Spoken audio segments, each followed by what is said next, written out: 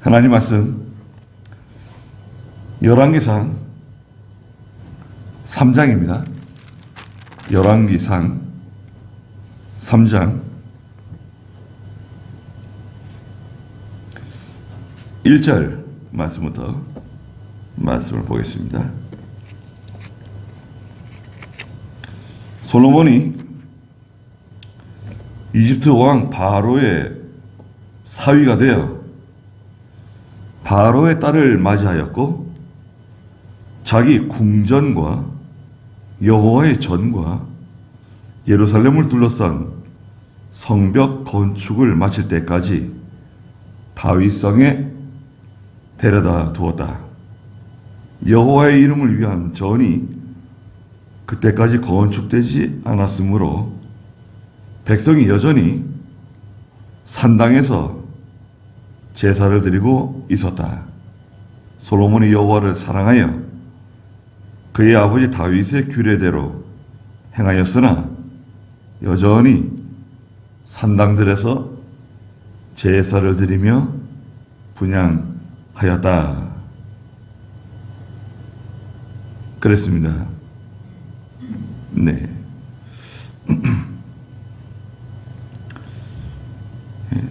솔로몬의 1000번째입니다. 솔로몬의 1000번째. 그리고 솔로몬의 방종 생활입니다. 여기 1절에 보시면 솔로몬이 이집트 왕 바로의 사위가 되었다고 말하고 있어요. 그 이집트는 저 이방 나라 아닌가요? 또 이스라엘이 과거에 이집트에서 430년 종살이하고 그래서 얼마나 고생을 많이 했습니까? 그런데 이 다윗 시대 때 국력이 강해지고요. 국력이 강해지고 나라가 막 영토가 확장되고 또 북이 영화가 올라가니까요. 저 이집트는요 그 당시에 세계 초강대국이에요. 이집트가 이스라엘과 평화조약을 맺었어요. 서로 불가침 조약이죠. 서로 침공하지 않겠다는 불가침 조약, 평화조약을 맺고 그 증거로 바로가 딸을 솔로몬에게 준 거예요. 딸을 말하자면 볼모로 보낸 거예요. 딸을 바친 거예요. 그 정도로 세력이 올라갔어요. 대단하죠.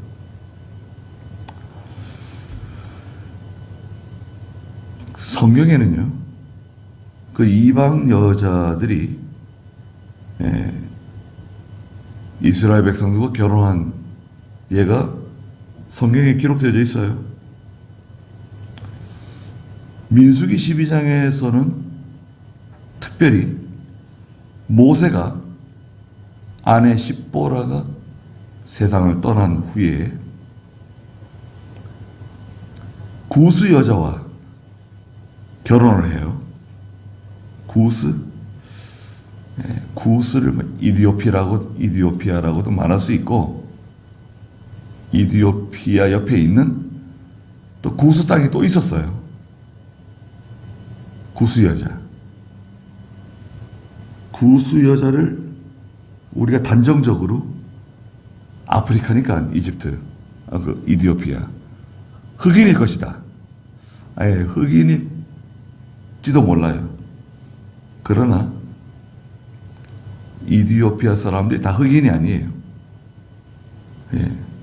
이디오피아 사람들이 지금도요 키가 크죠. 이디오피아 사람들이 아프리카에서도 상당히 장신들이에요. 남자들이 막 190 이렇게 되고 키가 크고요. 또 여자들이 아주 미모가 출중하고, 예, 또 키도 크고 그런 여자들입니다. 또 흑인이 아닌 백인 사람, 피부가 검지 않은 사람도 많이 있어요. 그러니까 모세가 흑인과 결혼해가지고 그 누나 미리암이 또 형 아론이 모세에게 여러 가지 불만을 제기했다. 그렇지 않을 수도 있다고요. 그걸 단정 지을 수가 없어요. 뭐 때문인지 잘 모르겠지만 여하튼 이방 여자와 결혼한 거, 그것이 흠이 됐을지도 몰라요. 아니, 이스라엘 여자들이 이렇게 많은데 왜 하필 구수 여자와 이방 여자와 결혼하느냐, 또 왜 믿음 없는 여자와 결혼하느냐, 글쎄 모르겠어요. 그 구수 여자가 믿음이 있는 여잔지 믿음이 없는 여잔지 성경에서는 자세히 말하지 않았지만 모세가 믿음 없는 여자와 재혼하지는 않았을 것 같아요. 믿음이 있지만 여하튼 이스라엘 여자가 아닌 사람과 재혼을 했죠. 그리고 유다가 이방 여자 다말과 결혼하게 되죠. 그런데 그 다말은 실제 자기 며느리였죠. 큰 며느리였어요. 근데 아들이 죽었고 둘째 아들이 또 형수를 취했는데 둘째 아들도 그만 죽게 되죠. 그래서 시아버지인 유다가 그 다말을 친정으로 보내죠.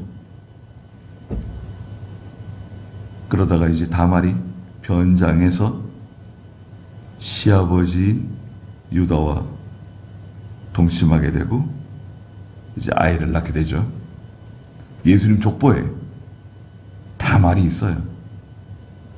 그리고 그 유명한 여리고성의 기생 라합이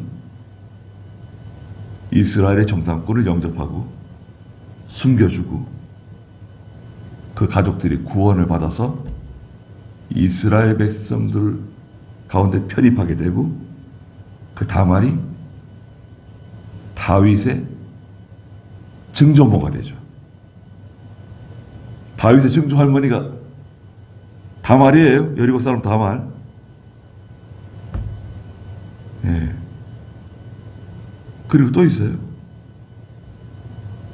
나오미의 며느리 룻. 룻이 증조모죠. 다윗의 증조모. 예. 룻이 증조모.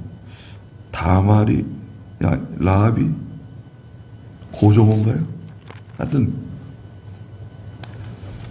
룻이 나오미를 따라서 베들레헴으로 와가지고 정착하고 그 결혼하고 다윗의 진짜 증조모가 되죠. 예. 룻은 다윗의 증조모. 라합은 뭐가 되는 거예요? 여튼 이게요, 이방 여자들이에요. 이스라엘 사람들이 아닌데 예수님의 족보에 올라가게 됩니다. 특별히 다말이라든지 기생 라합은. 그래서 또 그 바로의 딸이지만 솔로몬과 결혼하면서 개종했는지도 몰라요. 그 이집트 사람들이 송아지 우상 섬기고 그러잖아요. 바알신을 섬기고. 베일신이라고 하는데 개종하고 시집 와가지고 하나님 섬겼는지도 모릅니다. 예, 솔로몬이 아마 그런 조건을 요구했을지도 몰라요. 나와 결혼하면 하나님 섬겨야 된다. 하나님만 섬겨야 된다. 그런 조건이 붙었을지도 모릅니다. 여하튼 바로의 딸과 결혼했어요. 그런데 열왕기상을 쭉 읽어보면 솔로몬이 여기서 끝나는 게 아니죠. 11장에 가면 하나님이 자세하게 기록했어요. 성경에다가 솔로몬의 이 방종 생활을 낱낱이 기록했습니다. 그 11장 1절 한번 읽어주시겠어요? 솔로몬 왕이 바로의 딸 외에 수많은 이방 여자들을 사랑하였으니 곧 모압 여자들, 암몬 여자들, 에돔 여자들, 시돈 여자들, 헷 여자들이었다. 이게 솔로몬이요. 이게 솔로몬의 약점인 것 같아요. 약점이 다 있는데요. 어떤 사람은 물질에 약한 사람. 그 물질 때문에 그만 신앙을 지키지 못하고 돈 때문에 세상 물질 때문에 믿음을 살지 못하는 사람들이 있어요. 장사, 사업, 부동산, 또 어떤 사람은 명예 영광, 시장 되려 그러고 도지사 되려 그러고 국회의원 되려 그러고 전 재산을 다 거기다 쏟아붓고, 심지어 처자식도 제대로 돌보지 않으면서 그 명예 영광에 약한 사람들이 있어요. 그걸 보통 사욕이라 사욕. 무료가 정욕과 사욕하는 사욕입니다. 그 다음에 이 이성에 약한 사람들이 있어요. 이성에 약한 사람들. 그럼 자꾸 죄를 짓는 거예요. 정욕적인 힘을 쏟고 죄를 짓고 하나님 앞에 방탕한 길을 걸어가는 겁니다. 솔로몬이 이 여자들에게 약해요. 바로의 딸부터 시작해서 모압 여자들, 암몬 여자들, 에돔 여자들, 시돈 여자들, 헷 여자들. 이것은 솔로몬이 그 여자들을 사랑해서 취한 것도 있지만 솔로몬은 외교의 달인이에요.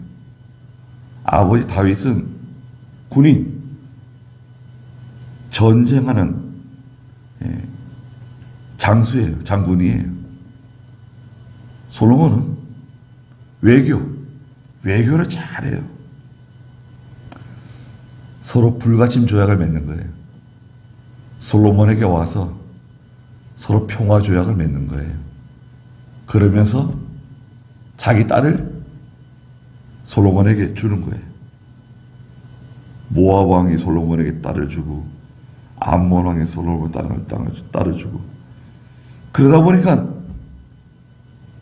다른 나라 공주들, 다 공주들이에요. 공주들과 함께 온 그 시녀들 많잖아요. 아마 다 미녀들이었을 것 같아요. 공주뿐만 아니라 그 공주를 수종드는 그 시녀들도 다 아마 미녀들을 보냈을 것 같아요. 그러니까 솔로몬이 그들을 다 취한 거예요. 근데 성경에서는 그 11장 2절 한번 읽어주시겠어요? 11장 2절. 여호와께서 이방 민족들에 대하여 이스라엘 자손에게 말씀하시기를 너희는 그들에게 들어가지 말고 또 그들도 너희에게 들어오지 않게 하여라. 그렇지 않으면 그들이 너희 마음을 돌려 다른 신들을 따르게 할 것이다 하셨으나 이방인과 결혼하지 말라는 거죠. 그런데 솔로몬은 그들을 사랑하고 그들에게 집착했다 그랬어요. 그래가지고 3절 읽어보세요. 12장 3절. 그에게는 700명의 후궁들과 300명의 첩들이 있었는데 그 여자들이 그의 마음을 돌아서게 하였다. 솔로몬이 늙었을 때에 그 여자들이 그의 마음을 다른 신들에게 돌렸으므로 그의 마음이 여호와 자기 하나님께 더 이상 자기 아버지 다윗의 마음같이 온전하지 못하게 되었고 네. 700명의 후궁, 300명의 첩들이 있었다. 아니 이게 말이 돼요? 이 정상인가 이게? 이렇게 하면 안 되죠.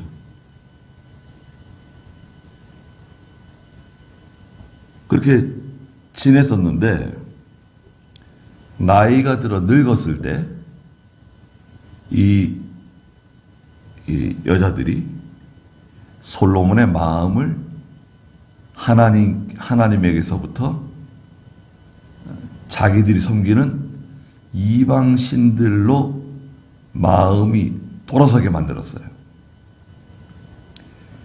그래가지고 그 아름다운 자기 아내들과 함께 이방신도 섬기는 거예요. 5절 읽어보세요. 솔로몬이 시돈 사람들의 여신인 아스타롯과 암몬 사람들의 혐오스러운 우상 밀곰을 따랐다. 이같이 솔로몬이 여호와 보시기에 악을 행하여 자기 아버지 다윗만큼 여호와를 온전히 따르지 못하였다. 네. 9절에서는 솔로몬의 마음이 여호와 이스라엘의 하나님께로부터 돌아섰다 그랬어요.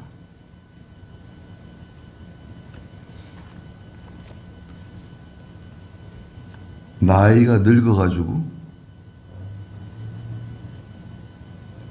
변하지 않는 믿음, 또 나이가 더 많아질수록 늙어질수록 오히려 더 하나님을 사랑하고 더 믿음이 선명하고 그렇게 될 수도 있습니다. 예, 그 영적인 통찰력, 영적인 통찰력은요, 그 뭐 40대, 50대보다도 그 60대 이후 70세, 80세, 뭐 90세 가서도 그런 영적인 통찰력이 뛰어날 수도 있어요. 네, 늘 기도하고. 근데 솔로몬은 그러지 못했습니다. 솔로몬은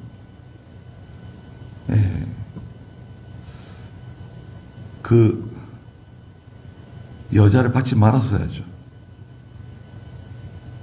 바로가 자기 딸을 데려왔을 때도 받지 말았어야죠. 따님을 주시지 않아도 괜찮다. 약조한 것을 지키겠다. 서로 평화 조약을 잘 지키겠다. 또 서로 불가침 조약을 맺은 거 파기하지 않겠다. 딸 주시지 않아도 된다고. 데려가시라고. 그렇게 했더라면 더 좋지 않았을까요? 아니 이스라엘에는 뭐 아리따운 여자가 없어서, 믿음 좋은 여자가 없어서 좀 그런 면이 좀 아쉬워요. 모세도 좀 아쉬운 면이 있습니다. 모세도 그 구스 여자를 취하기 전에 좀 이스라엘 백성들 가운데서 적당한 사람을 찾았으면 좋지 않았을까. 그 괜히 그 구스 여자와 결혼하는 바람에요, 누나 미리암은 문둥병 걸리고 하나님께 징계받아가지고 아론도 하나님께 책망받고 그런 정도였으니까요. 아마 이스라엘 백성들 가운데서도 은근히 그 불만 있는 사람들이 있었을 거예요. 아니 하필 왜 구스 여자냐? 또 그 첫째 부인도 그 이스라엘 여자가 아니었죠. 저 미디안 여자예요. 미디안 그 제사장 이드로의 딸, 결혼한 거 아니에요. 근데 두 번째 부인도 또 이방 여자 데려다가 결혼했으니 그분이 아무리 믿음이 좋고 사람이 좋다 하더라도 말이 날만하잖아요. 말이 날만해요. 그래서 이제 하나님의 일을 하는 사람들은 결혼할 때 조심해서 해야 돼요. 성경에서는 제사장이 결혼할 때 구약에서 조건이 뭔가요? 이스라엘 가운데 처녀와 결혼해라. 그 첫 번째고요. 두 번째는 처녀가 아니다. 그러면 이스라엘 백성들 가운데 제사장의 아내였던 사람, 과부가 된 제사장의 아내였던 사람과 결혼하라고. 그렇게 되어 있어요. 조건은 두 가지예요. 옵션이 두 가지예요. 이스라엘 백성들 가운데 믿는 사람 가운데 말하자면 처녀, 아니면 전에 하나님의 종의 아내였는데 남편이 하늘나라 먼저 가고 홀로 된 과부. 그래서 사모네, 과부가 된 사모와 결혼하라고. 그 옵션은 두 가지에 그렇게 돼 있어요. 구약에. 지금은 신약시대 때는 지금 신약시대 때는 어지러워요. 목사들도 막 이혼하고 재혼하고 그러면 좀 안 되잖아요. 어떤 분은 사모님하고 이혼했어요. 혼자 살다가 젊은 여자와 결혼했어요. 예수 믿는 여자와 결혼했어요. 그런데 예전에 자기 교회에서 가르치던 그때 중학생이었던 아이가 자라서 이제 어른이 됐는데 그분과 결혼을 했어요. 그것도 또 이제 많이 돼가지고요.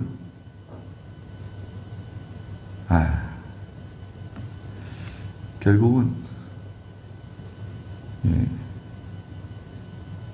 징계받았어요. 그러니까 이게 사랑이 죄냐 그럴 수도 있는데 죄가 될 수도 있어요. 사랑이 죄가 될 수도 있습니다. 솔로몬이 그 많은 이방 여자들을 취한 거 사실은 죄죠. 하나님께서 묵인하셨지만 죄를 지은 거예요.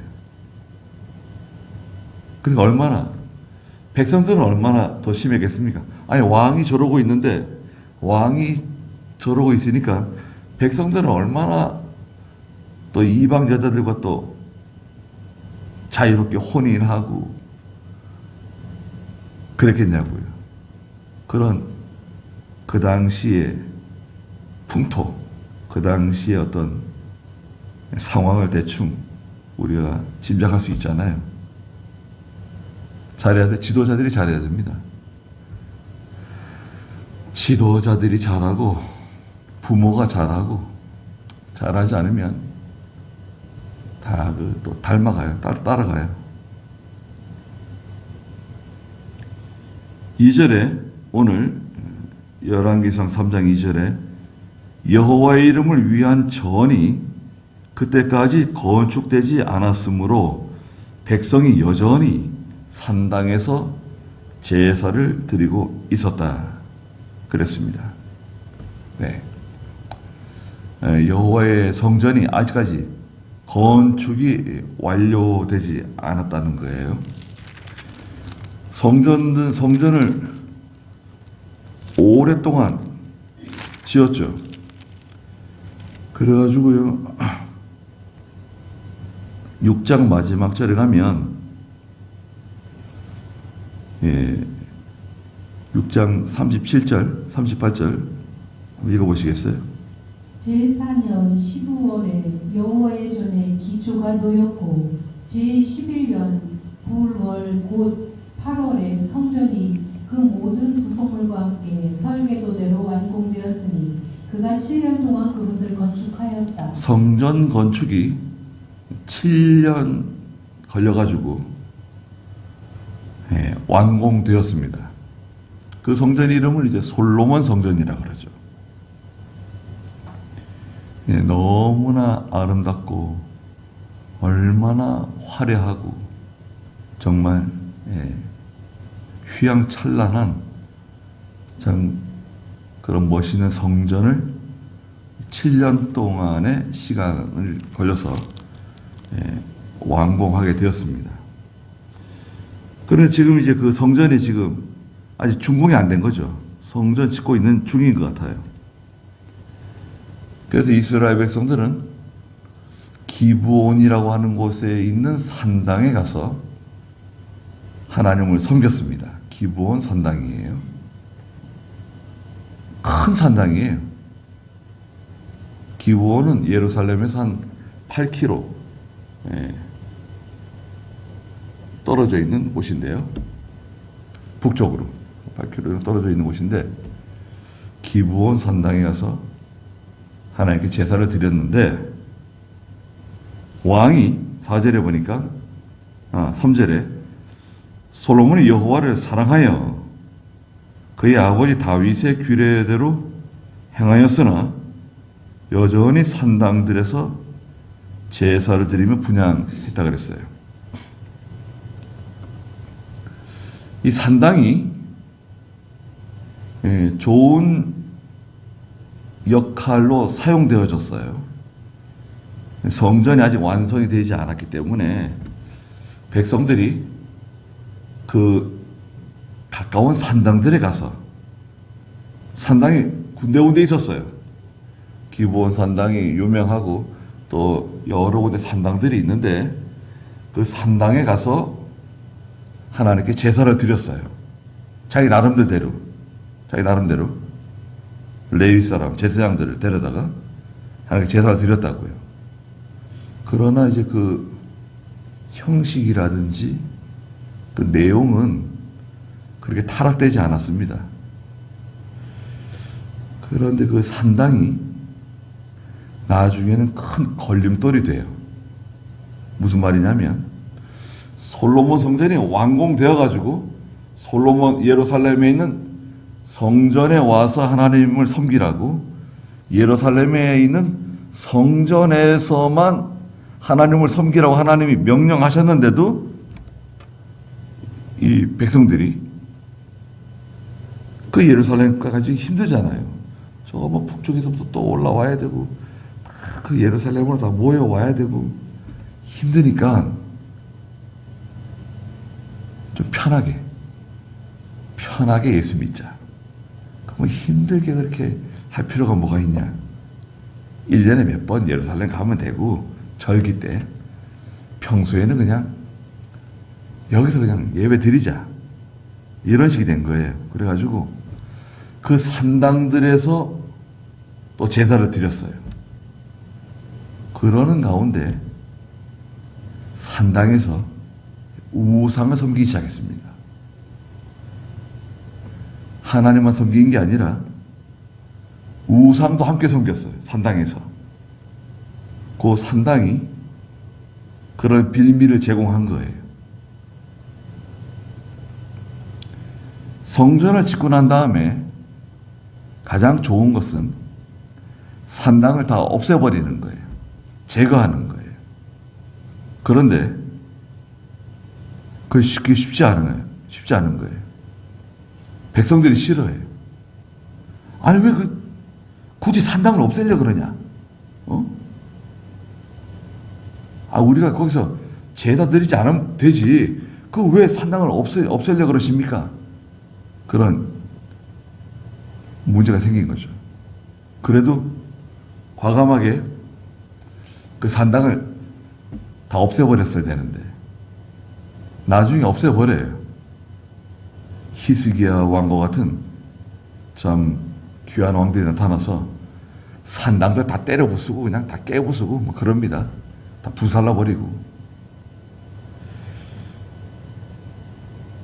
4절에 왕이 제사를 드리러 기브온으로 갔으니 그곳에 큰 산당이 있었는데 솔로몬이 그 제단에서 1,000번제를 드렸다 그랬습니다. 기브온 산당은 큰 제단이 있는 곳인데 솔로몬이 기브온 산당에 올라가서 하나님께 번제를 드리는데 양 1,000마리 1,000번제를 드렸어요.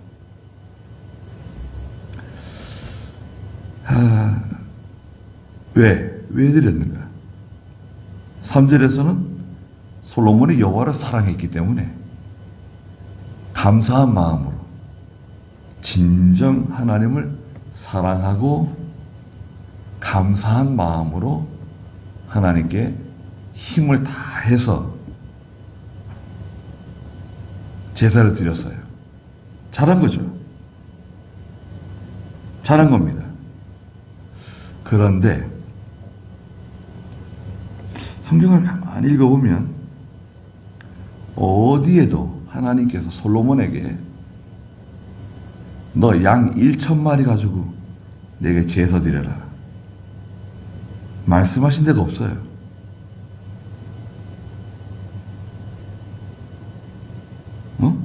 야, 너 은혜를 많이 받았고 하나님의 사랑을 많이 받았으니 양 1,000마리로 내게 제사 드려라. 그런 거 읽어보셨습니까? 성경에? 그런 말 없어요. 그럼 이게 어떻게 된 건가? 금액으로 따지면 얼마나 될까요? 1,000마리.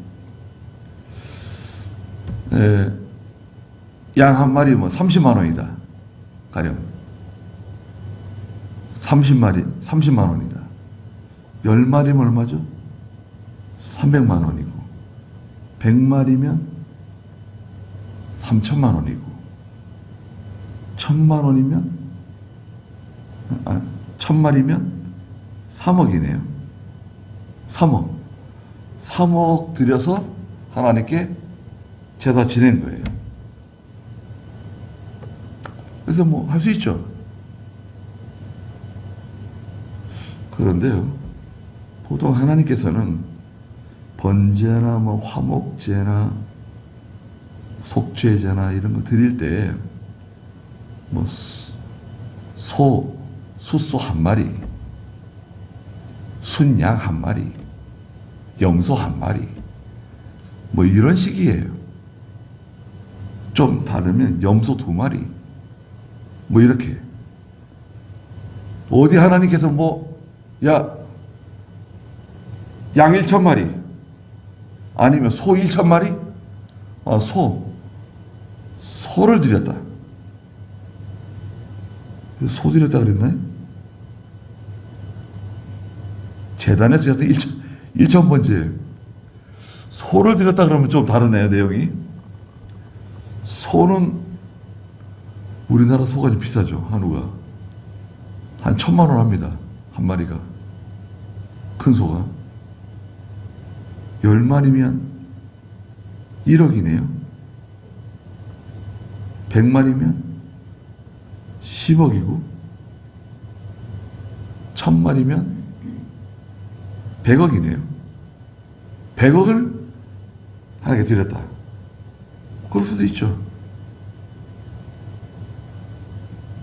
하나님께 몇 천억씩 드리는 사람도 있어요. 그럴 수도 있는데, 그런데 하나님을 사랑하는 마음으로 감동을 받아서 드렸다. 근데 좀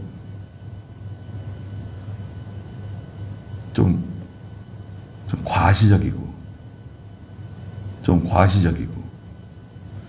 굳이 그렇게 할 필요가 있었을까? 근데 하나님 기뻐하신 것 같아요. 솔로몬의 마음을 보셨어요.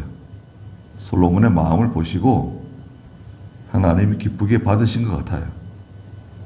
왜 그러냐면 그 뒤에 5절부터 보면 하나님이 솔로몬의 꿈에 나타나셨어요. 5절 한번 읽어보시겠어요? 기브온에서 밤에 여호와께서 솔로몬의 꿈에 나타나셨다. 하나님께서 내가 내게 무엇을 줘야 할지 구해라 하고 말씀하시자 솔로몬이 말하였다. 제 아버지 다윗이 주님 앞에서 성실과 공의와 정직한 마음으로 주님과 함께 행하였으므로 주께서 그에게 큰 인애를 베푸셨습니다. 또 주께서 그를 위하여 이처럼 큰 인애를 베푸셔서 그의 보좌에 앉을 아들을 오늘처럼 그에게 주셨습니다. 네. 하나님께서 솔로몬의 꿈에 그날 밤 솔로몬이 기브온에서 이제 하룻밤 묵었는데요. 그날 밤에 솔로몬의 꿈에 하나님이 나타나셨어요. 그래서 하나님께서 솔로몬아, 내가 네게 무엇을 주어야 할지 구해라. 다 주겠다. 뭐든지 구해라. 이런 거 보면 하나님 기뻐하신 것 같잖아요. 기뻐하신 건 틀림없는 것 같아요. 이것은 대가. 네가 이만큼 희생했으니까 내가 이만큼 너한테 베풀어 주겠다. 대가성이다. 하나님께서 대가성으로 뇌물 받은 것처럼 대가성이다. 대가성 아니에요. 또 이것은 기계적이다. 기계적. 하나님께 이만큼 드렸으니까 하나님이 나한테 이만큼 주실 것이다. 미리 계산기를 두드려 보는 거죠. 내가 얼마를 하나님께 드리면 하나님이 이만큼 주시겠는가? 내가 최소한 이만큼 드리면 하나님이 내게 이만큼 채워주실 것이다. 하나님이 기계적으로 내가 계산기 두드린 대로 그 공식대로 쏟아 부어주시는 건가요? 절대 그렇지 않죠. 절대 그렇지 않습니다. 하나님께서 은혜를 주시는 거예요. 은혜. 하나님의 응답은 은혜로 주시는 겁니다. 은혜로.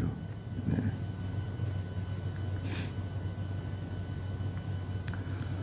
그래서 하나님께서 우리에게 은혜로 갚아주시고 또 신령한 은혜로 갚아주시고 또 병도 낫게 해주시고 하나님 병 낫게 해주세요.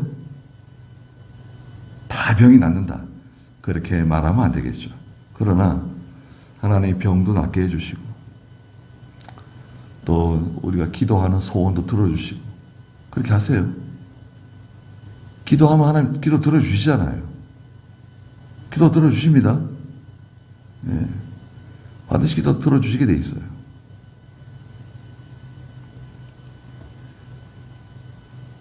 뭘 주면 좋겠냐 물었더니 솔로몬이 6절에 뭐라 그랬죠?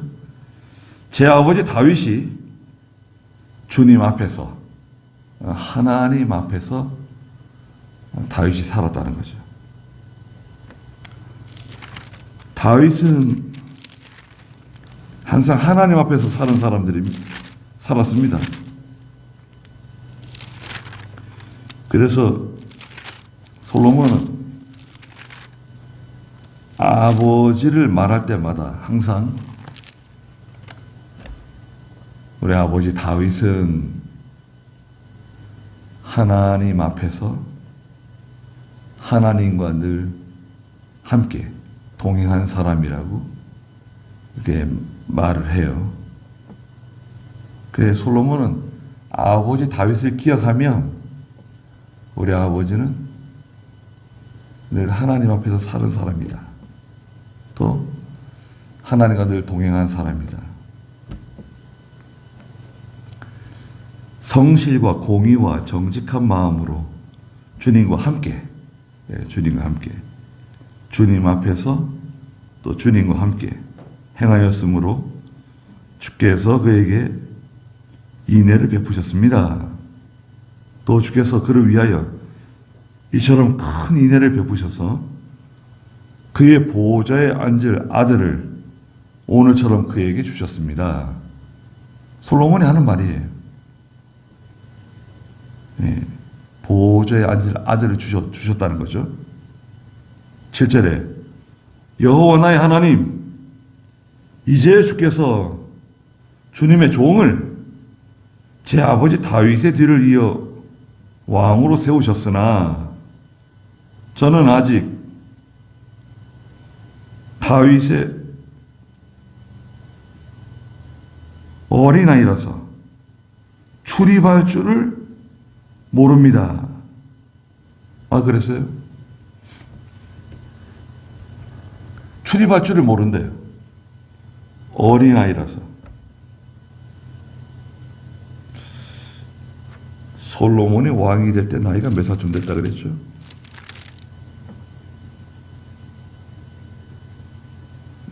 나이가 어리지 않아요.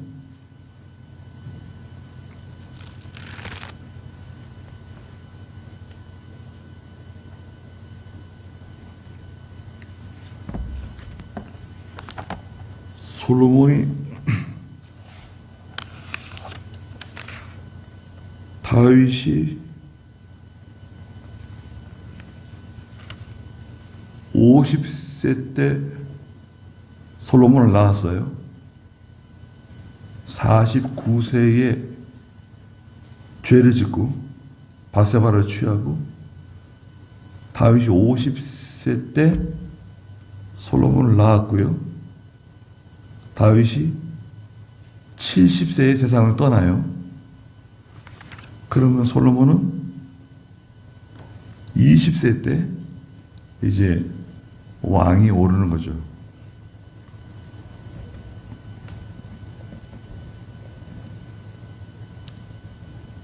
그리고 왕이 된 후에 당장 성전 건축을 못했어요. 나라를 다스릴 만한 그런 역량도 부족하고 아직까지 그 성전 건축을 시작할 만한 환경이 만들어지지 못했어요. 그래가지고 4년 뒤에 6장 1절에 가면 4년 뒤에 이제 성전 건축을 시작해요. 그래서 솔로몬 나이가 24살. 그리고 솔로몬은 40년을 다스리고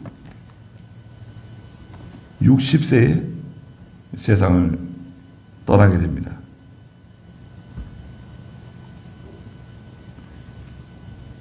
그런데 저는 아직 어린아이라서 출입할 줄을 알지 못한다고 말하고 있어요.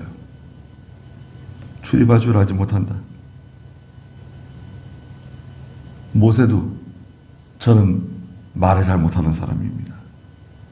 예레미야도 저는 어린아이입니다. 야, 어린아이라 그러지 마라. 왜 어린아이라 그래?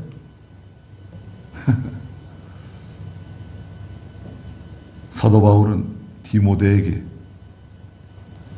나이가 어리다고 성도들에게 멸시받지 않도록 함부로 행하지 않도록 조심하라고 네. 그런 말들을 하죠. 나이가 어리면 좀 어떤 일하는 게 서투를 수 있죠. 출입할 줄 모른다고 하는 것은 어떤 일 처리, 정치를 아직 잘 못합니다. 나라를 잘 다스리지 못합니다. 이런 뜻이에요. 8절 중간에 그들은 너무 많아서 셀 수도 없고 헤아려 볼 수도 없습니다. 백성들이 너무 많고, 예. 그래서 다 헤아릴 수도 없고 셀 수도 없습니다. 여러 가지가 있죠. 헤아려야 될 게 많아요. 군대를 헤아려야 돼요. 군인이 몇 명이냐, 뭐 공군이 몇 명이고, 해군이 몇 명이고, 육군이 몇 명이고, 예비군이 몇 명이고,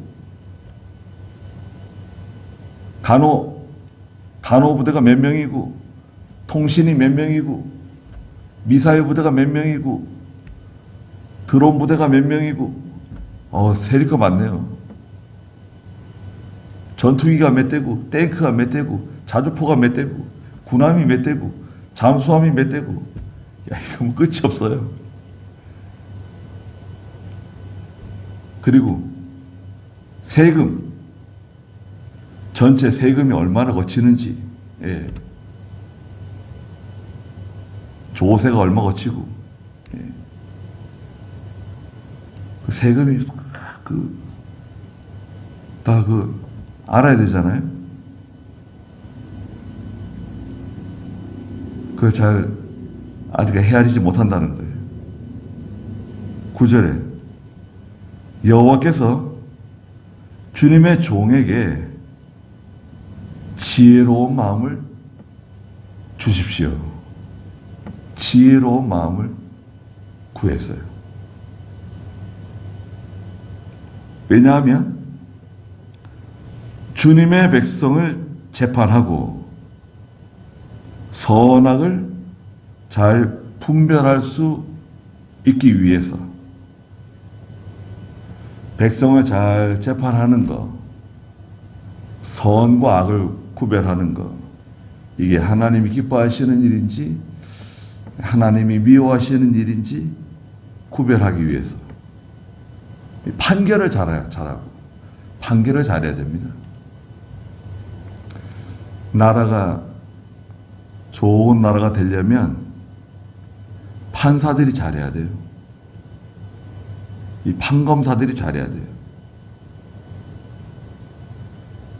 잘해야 됩니다. 그래야지 나라가 잘 돼요. 판사들이 대통령도 재판하고 국회의원도 재판하고 잡아놓을 사람 잡아놓고 벌금 때릴 사람 벌금 때리고 또 높은 데 있는 사람일수록 엄하게 다스리고 하면 되는데 안 하잖아요. 그러면 밑에 있는 사람들 다 물이 흐려져요. 윗물이 맑아야지 아래물도 맑다 그러잖아요. 윗물이 막 다 썩었는데 지금 아주 완전히 시궁창인데 그냥 어떻게 하겠다는 거예요? 아래물을 어떻게 하겠다는 거예요? 지혜로운 마음을 달라고 한 거 참 잘한 거예요. 야, 이런 기도 어떻게 나왔을까요? 하나님이 참 기뻐하셨어요. 10절에 보면 솔로몬이 이렇게 구한 것이 주께서 보시기에 선하였다 그랬습니다. 그래서 이게 역사입니다. 역사. 우리가 이 열왕, 이스라엘의 열왕들을 보면서 또 우리 자신을 보는 거죠. 그래서 우리도 하나님 앞에서 바로 하고, 그 사소한 일들을 잘 처리해야 돼요. 뭐 별 대수로워 보이지 않지만 그걸 잘 처리해야 됩니다. 그렇지 않으면 그게 나중에 화가 될 수 있어요. 지금 문제가 안 되지만 나중에 문제가 될 수 있어요. 나중에. 그래서 우리가 모든 일을 잘 처리해야 됩니다. 믿음으로.